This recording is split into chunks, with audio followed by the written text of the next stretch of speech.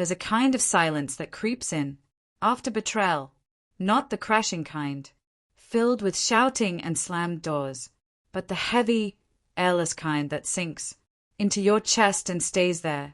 That's what clung to me when I opened that faded showbox buried deep in the attic. I wasn't looking for secrets, just a wedding album to help our daughter with, a family project for school. But instead, I found a stack of aged letters, worn at the edges, creased gently like they'd been treasured. They weren't mine.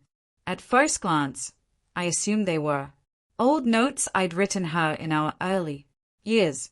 I'd sent her plenty, but this handwriting was off. The tone wasn't mine. The words, too intimate, too vivid, too recent to be ancient history. Then I saw the name signed at the bottom.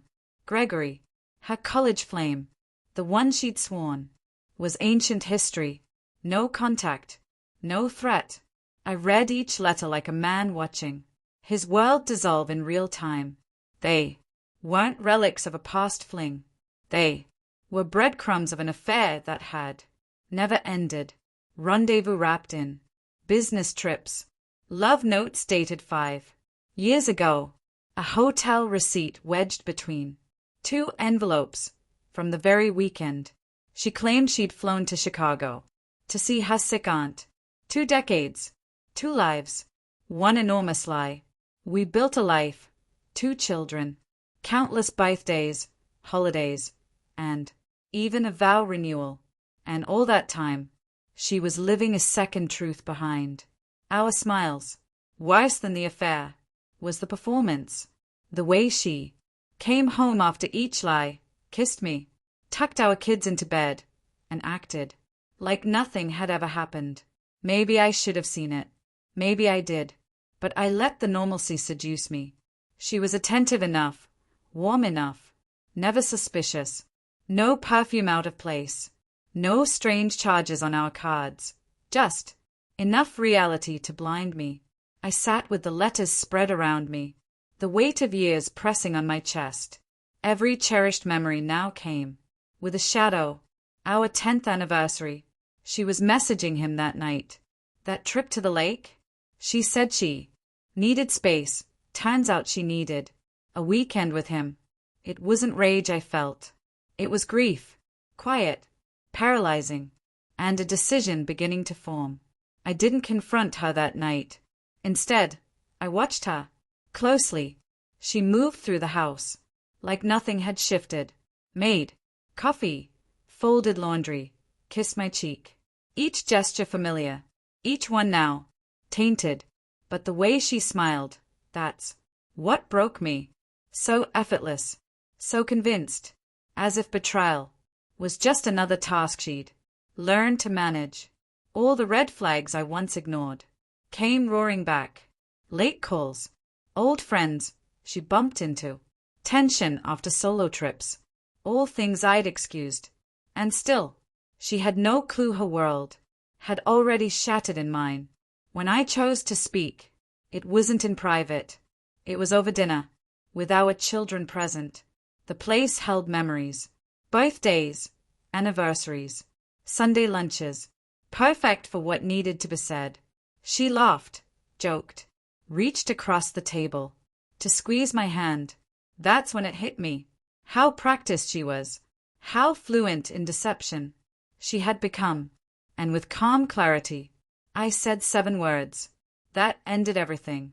As our daughter stepped away to take a call and our son scrolled through his phone, I leaned forward and whispered, I know about Gregory. It's over. A second passed, then another. Her face froze.